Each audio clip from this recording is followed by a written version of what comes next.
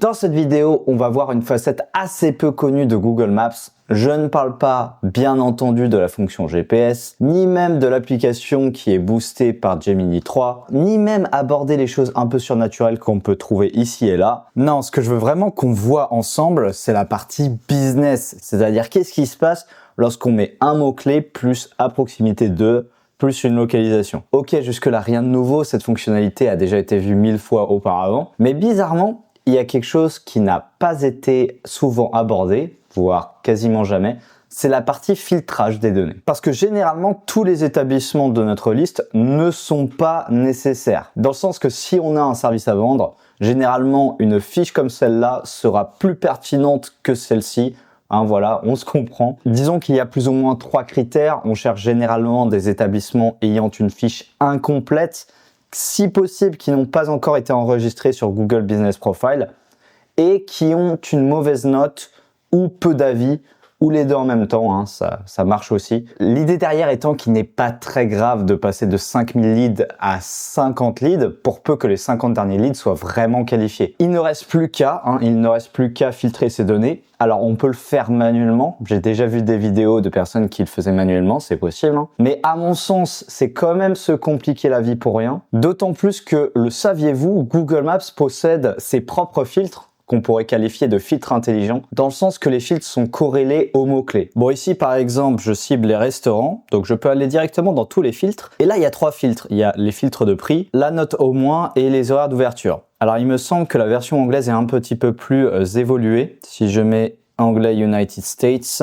voilà, on a quelque chose d'un petit peu plus pertinent, à savoir une gamme de prix un petit peu plus précise. Donc on a un curseur que je peux déplacer comme ceci. Ça, c'est pour les restaurants. Maintenant, si je change restaurant et que je mets hôtel, par exemple, là, on aura des filtres totalement différents, en plus d'un nombre impressionnant de résultats. Et on a notamment accès au prix par nuit, la note, le nombre d'étoiles pour l'hôtel, les services de l'hôtel. Si on recherche une gamme d'hôtels très précise, ainsi que le quartier où il se situe. Par contre, le hic dans tout ça, c'est que si on met toute autre chose, toute autre catégorie, c'est-à-dire une catégorie autre que restaurant ou hôtel, là on aura toujours des filtres, mais ils seront considérablement réduits. On en aura uniquement que 2, note au moins et heure, les heures d'ouverture. Le filtre au niveau de la note, en revanche, est très intéressant. Alors pourquoi c'est très intéressant? Je vais enfoncer une porte ouverte, mais parce que ça trahit la réputation de tel ou tel établissement. Écoute chérie, ce restaurant a au moins 4 étoiles, c'est bon, on peut y aller. Si le restaurant a une note maintenant entre 3 et 4 étoiles,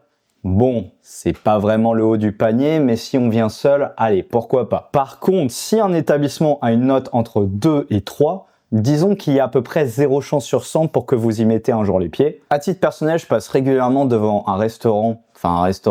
une sorte de restaurant qui possède 2 étoiles, 2,0, avec 72 avis.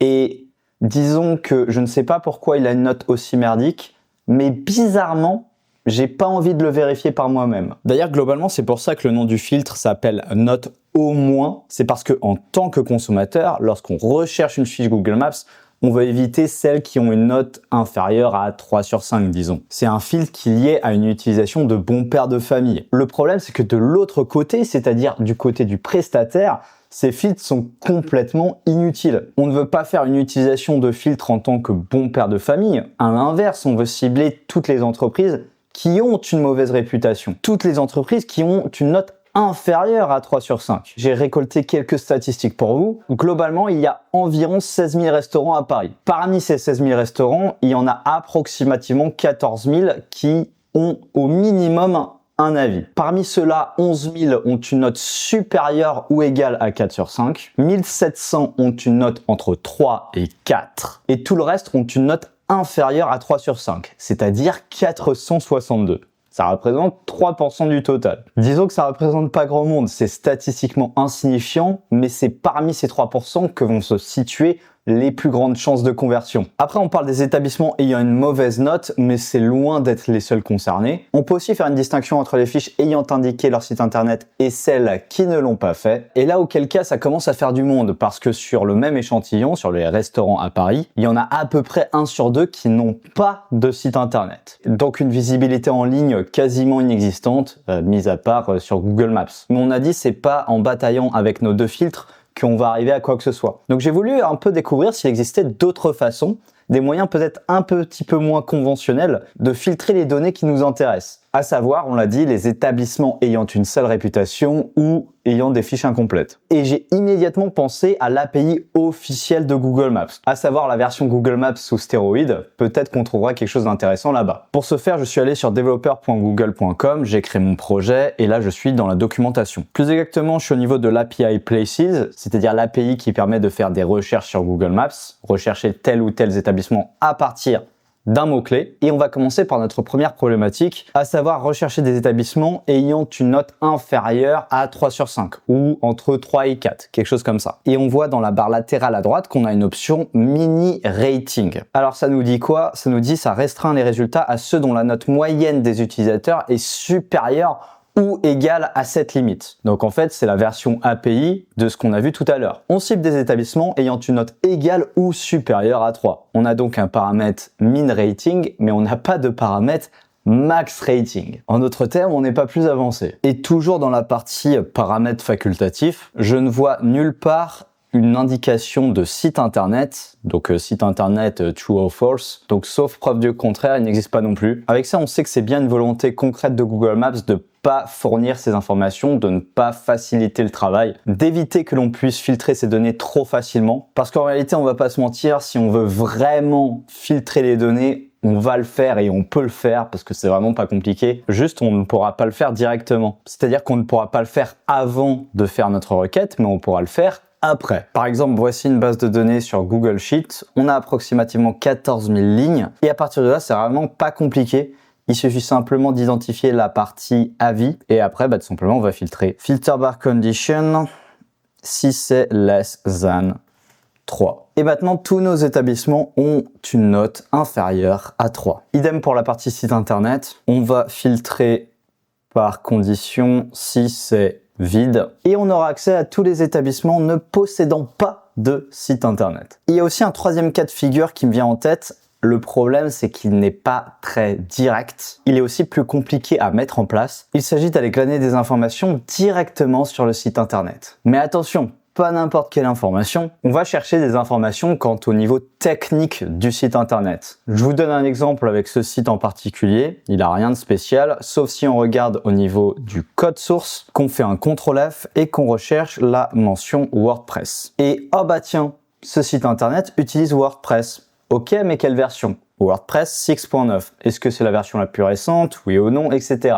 Voici un autre exemple, même principe. Clic droit, on va aller piocher dans le code source, CTRL F, et je peux voir que ce site internet a déjà installé Google Tag Manager. En d'autres termes, il a déjà des prédispositions pour faire de la pub. Toujours sur le même échantillon concernant les restaurants à Paris, on a approximativement 8600 restaurants ayant un site web, et parmi ceux-ci, 2800 ont des pixels publicitaires. Qui dit pixels publicitaires dit probablement pub, qui dit pub dit budget, qui dit budget dit objectif de rentabilité. Mais d'ailleurs, êtes-vous rentable, oui ou non? Sinon, je peux vous aider, etc. Vous avez compris le principe. Mais encore une fois, filtrer ces données-là, c'est un petit peu plus compliqué. On peut le faire manuellement comme on vient de le faire, mais si jamais on a du volume, ça risque de prendre énormément de temps. Une solution consisterait à créer son propre script maison, mais auquel cas, disons que la barrière à l'entrée ne sera plus tout à fait la même. Une solution de substitution consisterait à aller directement sur scrap.io. Et si vous vous posez la question de d'où j'ai sorti toutes ces statistiques, tout simplement, elles proviennent de ce site-là. Le principe étant très simple, c'est qu'à partir d'une catégorie que je choisis, parmi les 4000 catégories disponibles, je sélectionne par la suite un pays, si possible une région et un département,